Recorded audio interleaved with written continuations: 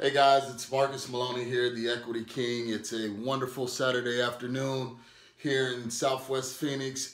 One thing I want to go over with you guys, I know I did a video prior with a walkthrough on the buyer's perspective, but I want to do a quick video during the inspection period, what you need to look for in a house when you're doing the initial walkthrough. So I don't want to be long. I just want to go through this real quick for you. So let's go through conducting property walkthrough. One of the things that you want to look for is when you talk to the seller on the phone, you're kind of going over, having them to walk you through the property so you'll know what the property looks like. You can get some kind of mental visual picture of the property. But now it's time to confirm the information that you got from the seller over the phone. So one thing you want to look for, you want to check the structural, all of the structural stuff you want to check, especially in the Midwest and the East Coast. You want to check foundation walls. A lot of those walls are either cinder block or limestone. If they're really old turn of the century homes, you'll have limestone walls. You want to make sure those walls are structurally sound, and you can do that, just by bird's eye view, making sure none of the walls are leaning in, teetering, or there is no daylight coming in from those walls. You want to check the slab. So when you're walking through, you want to make sure there's no cracks in the foundation slab. You can do this interior in the basement, or if there's no basement, you can walk around the exterior of the house, look at the foundation, and make sure there's no cracks or anything like that. Also, you want to check for tuck pointing, especially, and I found this out when getting a property insured, like with chimneys and things like that. If there's loose bricks or there's some tuck pointing needing, the insurance company won't insure your property. So you have to look out for that when you're doing a property walkthrough. You want to make sure especially if it's a brick home, you want to make sure all of the bricks are solid. You want to make sure all of the mortar and the bricks are solid as well. All right. So next, plumbing. If you have plumbing issues, it can be, especially if it's a big project, it could be upwards of $5,000, $10,000, $15,000 to replumb a whole house, especially if it's an older house. So you want to look for any galvanized piping. So you want to have galvanized, you don't want to have galvanized piping. You want to look and make sure the property has copper piping, because galvanized piping, over the years, it builds up corrosion inside of the pipe. So the pipe may start out with a big hole like this, but after a while, over the years, it'll start closing up, and that'll cause some plumbing problems. And then also galvanized piping, it leaks metal into the water and things like that. So if you run into a property that has galvanized piping and you want to make a wholesale offer on it, take that into consideration and make sure you point these things out to the seller as well. Also, ask about the sewer lines. Where does the sewer lines drain? Again, if you're in the rural area or in the Midwest and the East, you want to make sure that the property is not on a septic, because that's a big difference between septic and city sewer. All right. Then next is electrical. Especially in older homes, you want to look for knob and tube wiring. Just Google knob and tube wiring. If there is a house, normally, again, older homes, turn of the century, have knob and tube wiring. All of that wiring have to be ripped out. The whole house will have to be rewired. So you want to make sure you look for that. So I don't have any pictures. Just make sure you go to Google and look up knob and tube wiring, and you will see. And the reason why that's not up to code now is because those old knob and tube wires would get hot and they would create a fire internally inside the walls. Okay? And then you want to look for your circuit breaker box. You want to make sure there is 220 line versus 110. 220 line, you need that higher amperage to have your washer and dryer on, dishwasher, refrigerator, things like that. If it's a simple 110, which is normally in smaller homes, you won't be able to use the high-end appliances, especially if your buyer is looking to do a flip. Okay? And then finally with electrical, you want to look for a circuit breaker panel, because you'll need to look for this circuit breaker panel to know if this is 220 versus 110 wiring. And you want to make sure there is no bus fuses. If you don't know what a bus fuse is, they are inside. Most circuit breaker box are built like this, and they have each individual breaker like such. For properties that have old knob and tube, there's a box that looks like a breaker box, but inside there are round tubes that you unscrew and you change those breakers that way. So you definitely don't want that, and you definitely don't want knob and tube. So look for that, especially if the house was built in the early 1900s, you know, anywhere from 1901 to, you know, all the way up to like 1940. You can find knob and tube and bus fuses. All right, next, the roof. You want to make sure you check the roof. Make sure there's no failing or missing tiles. If they are shingles, you want to make sure they're not curling up.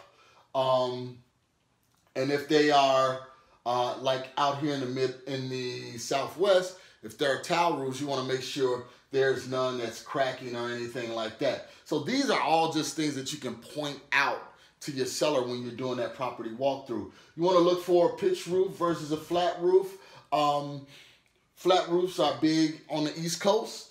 Flat roofs are definitely harder and more costly to replace the roof because they have to tar the roof, or they put down a surface to go over the roof versus just putting down shingles. Okay, and then when you're on the interior, you want to look at the ceiling and make sure there's no water stains or anything like that, because water stains will definitely indicate, you know, that you have a failing roof.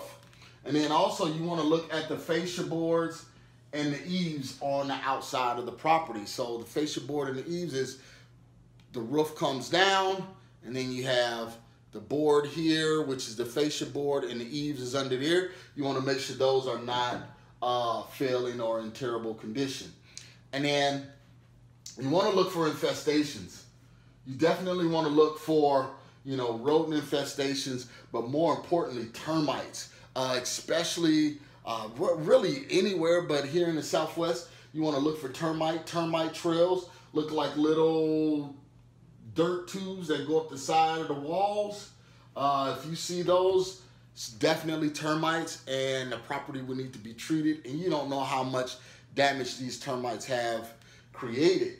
And then finally, you want to confirm everything that you talked about with the seller over the phone. You want to confirm. You want to confirm the number of bedrooms. You want to confirm the number of baths. A lot of times you speak to absentee owners that have tenants in the property.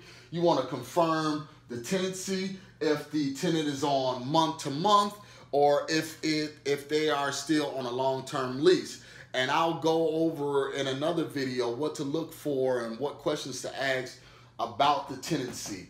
Okay, so that is very, very important. So I have this here in the classroom, but I'm gonna take it out of the classroom shortly and show you in a real property walkthrough how you can find some of these things that we were definitely going over today. But most importantly, you want to ask open-ended questions. Again, normally you will walk through with the owner of the property.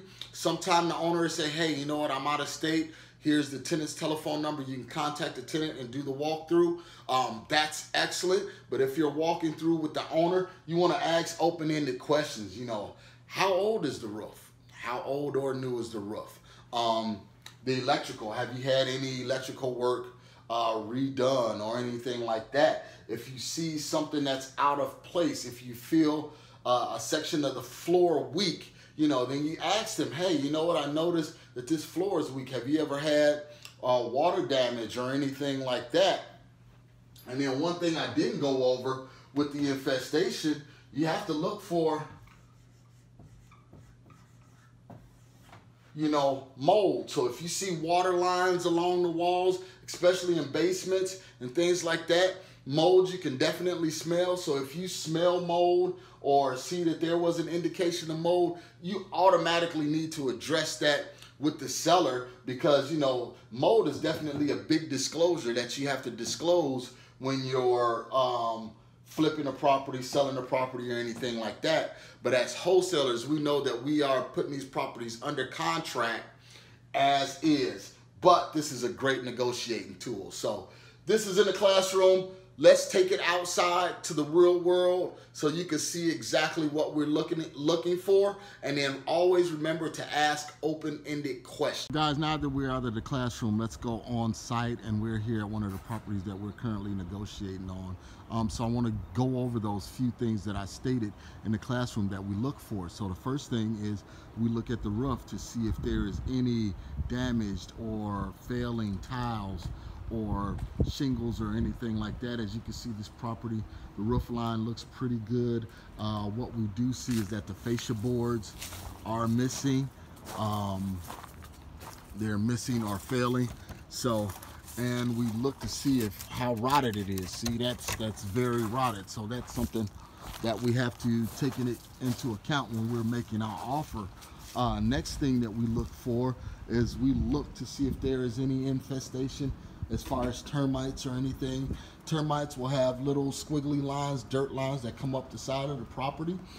We don't see anything here on this unit, although because this is brick and it's right next to the brick sidewalk, you normally won't have any termites. But when you get back to the rear of the structure where the wood is, you have to look for termite trails or anything like that. This may be a little concern, but it seems pretty solid.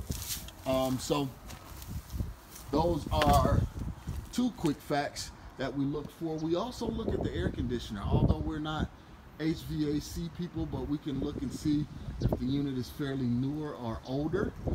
So that's something you keep into consideration, especially here in the Southwest. We are dealing with 120 plus degree temperatures, so it's very key. We also check the electrical to see if it's 110 or 220 line. As you can see, 3 prongs, so we have a 220 line here. So that is enough power to power, the air conditioner plus the washer, dryer, and everything like that. We also check the windows. As you can see, these windows are fairly newer, so there's no issues or complaints there. So let's go right on into the property here and let's take a look. As you can see in this property, we have an addition done. As you can see, this is the solid surface of the home.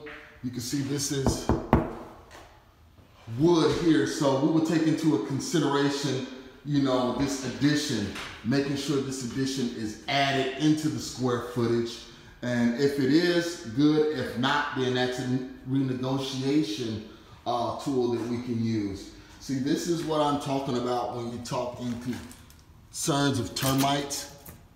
All of this here could be possible termite damage, so we will definitely have to look into that. Next, as you can see, this house is in pretty rough condition, but we're looking at the systems in the structure. So one thing we are looking for, there's an example of termite trails right here. This is what I want to show you guys. You have to look for things like that. Honestly, I had no idea there was termites, but I was looking to see, and we are definitely witness to that. But as you can see on the floor, there's no carpeting or anything like that. The slab looks fine. There's no cracks in the slab or anything like that, so we're looking for foundation issues. One thing I do want to make you aware, as you can see these small squares here, these represent tiles that had possible asbestos. So this property had evidence of asbestos in it. So you definitely use that also when you're negotiating. I did not know that about the tiles. I learned that some time ago on one of the properties we were doing in the Midwest. Okay? So next, kind of look at the plumbing. Plumbing looks fairly standard. One thing you do want to look for is if there's galvanized piping or if there is copper. As you can see, this property has been replumbed. There is copper piping in it, so it don't seems like the plumbing will be much of an issue. So have to take into account for things like that. So right now we went over roof systems. There's no water heater in this unit. The water heater was removed. So roof, plumbing, electrical, foundation, termites, and things like that. So those are some of the things you absolutely have to look for when you're doing your property inspection and to calculate that solid rehab value, you know, and what to look for in that inspection. So just wanted to take you guys out in the field and go on a quick little walkthrough to see this property here that we're considering offering. So we have a few keys that we can use for negotiation tools, because we noticed that there is termite action here in this property. So again, it's Marcus Maloney, Equity King, signing off. Just wanted to show you what exactly to look for when you're doing your property inspection as a wholesaler.